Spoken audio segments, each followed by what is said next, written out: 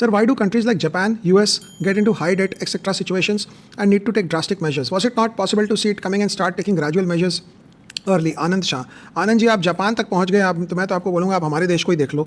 अभी जो हिसाब से हम बांटते जा रहे हैं पैसा, बिहार में हमने बांटा 10,000 बांटा ना, अभी 1,90,000 और मिलेगा, शायद 2 लाख रुपया स्टार्टअप के लिए मिल रहा है सबको। आप तो आपने महाराष्ट्र में बांटा, हरियाणा में भी कुछ बांटा बांटी किया हमने, और अभी कुछ लोग बोलेंगे सर कर्नाटक में भी देख लीजिए। अरे भाई, जहाँ पे भी देख लिया, जहाँ पे भी बांटा, ये हम भी अपने लिए आगे के लिए गड्ढा खोद रहे हैं। और इंपॉर्टेंट होता है समझना कि जापान और अमेरिका तो फिर भी बहुत ही अमीर देश है, वहाँ पे फिर भी वो लोग सर्वाइव कर लेंगे, सस्टेन कर लेंगे। हम लोग क्या करेंगे हमारा खुद का नहीं पता। तो ये डेमोक्रेसी की खास बात होती है, नेता को इलेक्शन जीतता है तो वो कुछ भी करेगा और इलेक्शन जीतेगा। आपके घर में अगर बच्चे की शादी है तो आप किसी का भी पैसा लेकर एक बार खर्चा कर दोगे शादी में बच्चे की, उसके बाद आप बोलोगे ठीक है यार, अपने तो एक बार तो शादी का काम तो निपटाओ, उसके बाद उसको डील किया जाएगा। वैसे बोला जाता है कि जो उधार में बेचते हैं उनको 2 चीज़ें हर वक्त देखते रहनी चाहिए कि जिसको भी आप उधार दे रहे हो, और याद रखना अगर आप स्टॉक मार्केट में नहीं भी हो तो आपको ये शायद फ़ायदा आ जाए, जिसको भी आप उधार दे रहे हो उसको 2 चीज़ें देखो उसके घर में नहीं होनी चाहिए। एक तो वो नया घर नहीं बनाना चाहिए, अगर वो नया घर बना रहा है तो आपके पैसे से वो घर बना लेगा, तो इसलिए उसको उधार देते टाइम थोड़ा सा ब्रेक मार लो।